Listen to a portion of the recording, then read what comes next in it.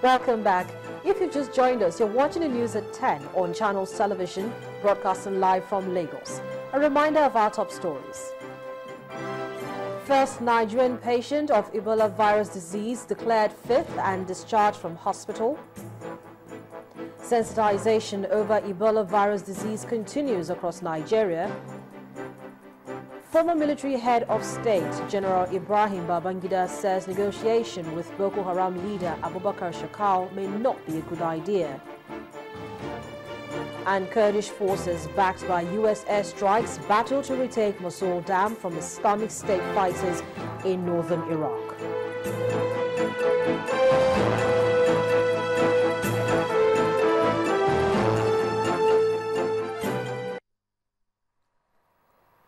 Well, all our top stories can be found on our website, channelstv.com, and on youtube.com/channelsweb. Do visit m.channelstv.com to view us live on your mobile device. You can also download the Channels TV app for Android, iOS, and Windows phones from their respective stores.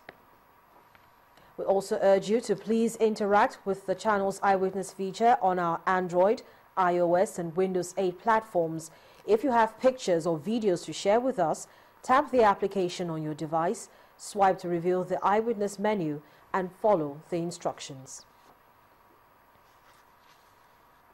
Well, talking about the Eyewitness Report, the Channel's Eyewitness platform has become a household name, one which is a testimony that the vision behind it has the best interest of you, our viewers, at heart. Through this platform, your concerns are aired, showing the need for change to those who should act. Our correspondent, Oroluwa Shunibare, reports.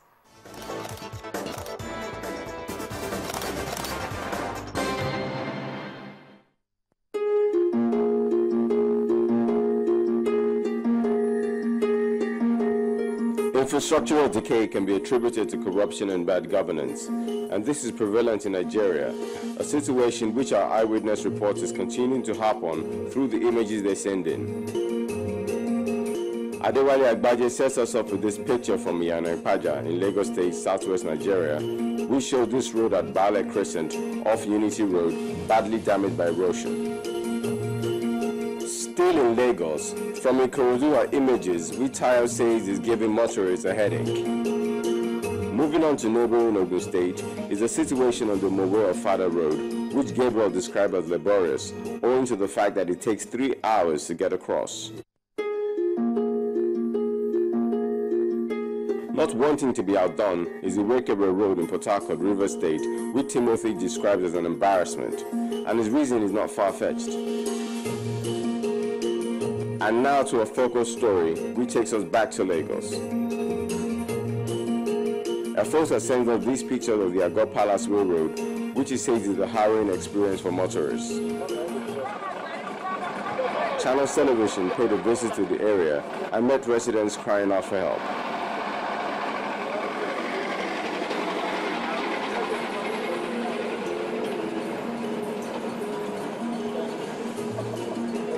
What they are seeing here is not a river. What they are seeing here is not the extension of Atlantic Ocean. What they are seeing here is Agor Palace Way.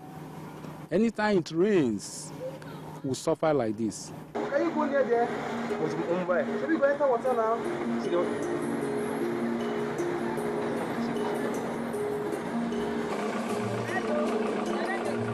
Wait, so mommy.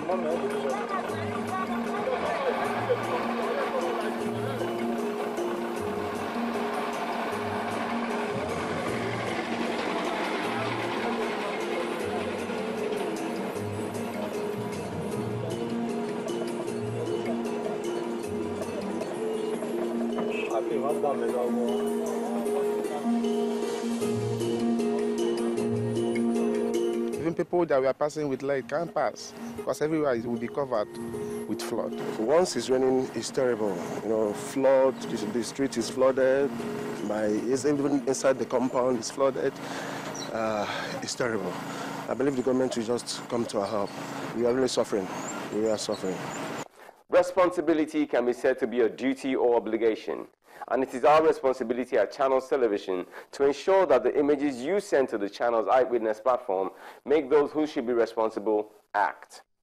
Orolu Ashonibare, Channels Television News.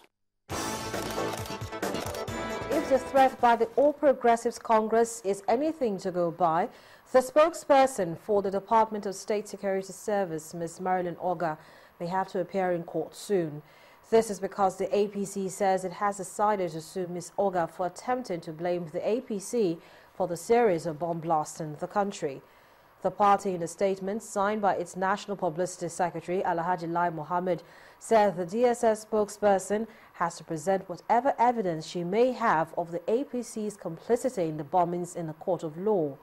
The party condemned what it describes as a thinly veiled attempt by the DSS to link the party with the insurgent group Boko Haram without providing a shred of evidence to that effect, and called on the agency spokesperson, Marilyn Ogar, to resign or be fired. The party further said, quote, "Institutions of state like the DSS must know that their responsibility is to the nation and not to any political party that may be having a transient hold on power, that their loyalty is to the nation, not to any individual. This way, the institutions will keep their integrity intact and also serve the nation properly." End of quote. Well, members of Indigbo in the southeast region of Nigeria have asked President Goodluck Jonathan to declare his intention to contest the 2015 presidential election. At a rally organized by Transformation Ambassadors of Nigeria in Awka, the Anambra State capital, they expressed optimism that with his achievements, President Jonathan is fit to return for a second term.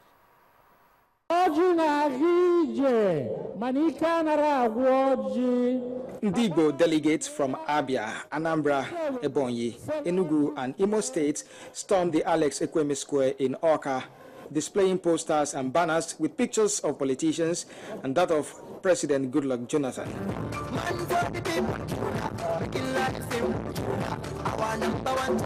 Also among them are eminent politicians and leaders from the zone, including the Secretary to the Government of the Federation, Deputy Speaker of the House of Representatives, the Governor of Abia State, and the convener of the rally, Mr. Ifeanyi Ubah.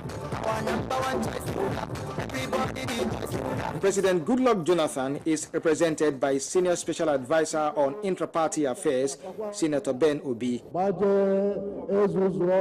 Representatives from each of the 5 states take turns to state reasons why they want President Jonathan to declare his intention for next year's presidential election.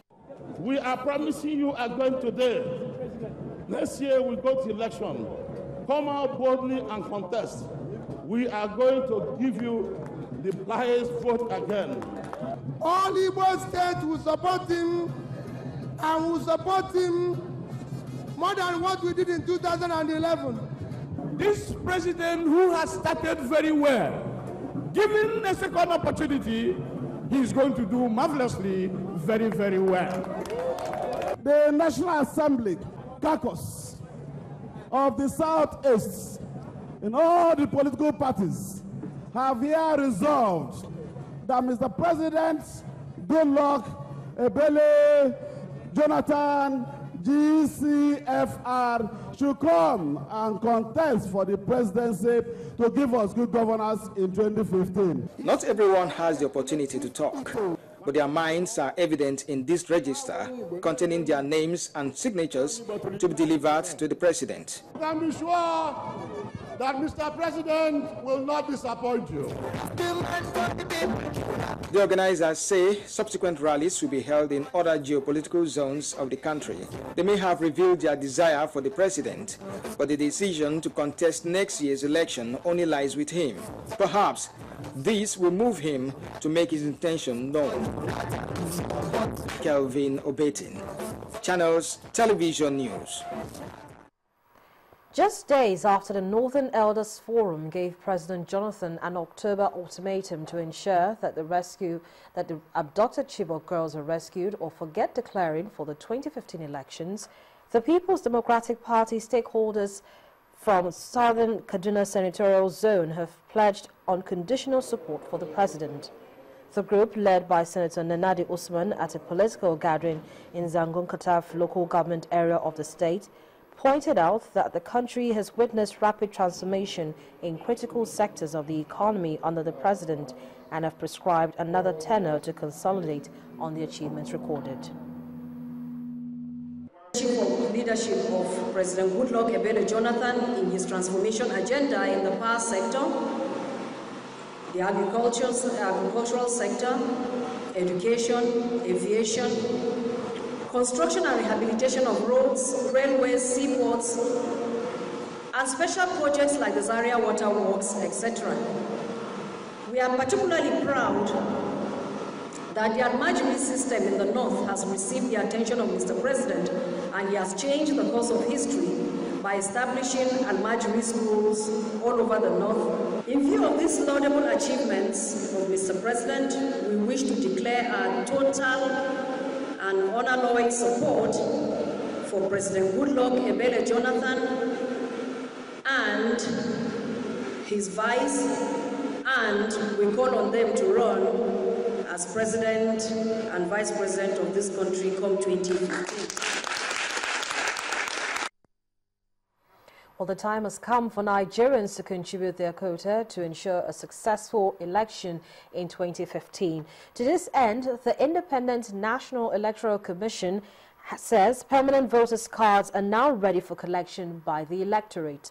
The exercise, which is kicked off in some parts of the country, hopes to ensure Nigerians have the opportunity to cast their vote.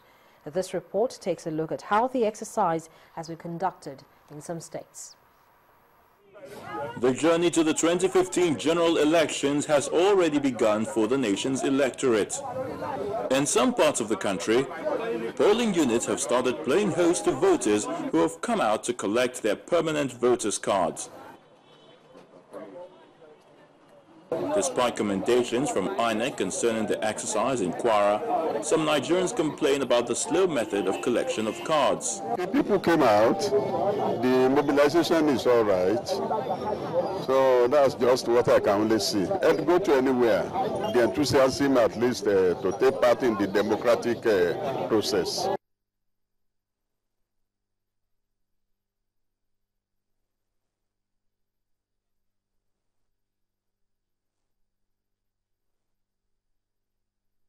The INEC Commissioner for Kwara, Niger, Kaduna and the FCT acknowledged the situation, but called for patience on the part of voters. Painstaking job of meticulously going through every card to ensure that everybody that comes with his temporary card gets his own authentic card. I think that is the process, and you know, human beings, anybody that comes within 10 minutes expects to get it. It is the pace of people not being able to cope with the expectation of people.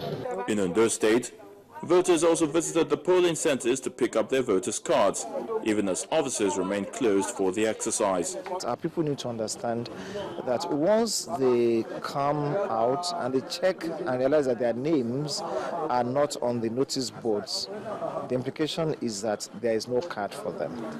There's no need for such people to wait.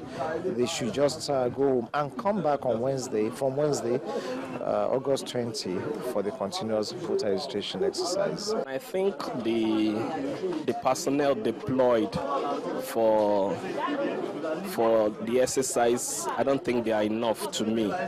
It's the same scenario in Anambra State, as people turned out in large numbers to get their voters' cards as well. This was made possible after the state government declared a public holiday to achieve the purpose. The INEC Public Relations Officer in Anambra State spoke on the exercise. The turnout underscores the measure of effort we have put in informing and educating the people on the essence of their permanent voters' card. Cross River State isn't left out as well. The permanent voters' card had also arrived for the voters to come and collect in the various polling centers. Before your card is given to you, your name will be written on the distribution lists. Your thumbprints will be taken again as an evidence, a confirmation that you as an individual have collected your permanent voter's card. With the exercise now ongoing, voters will do well to get their permanent voters' cards for the 2015 elections. However, some voters say it should be extended in order not to disenfranchise Nigerians.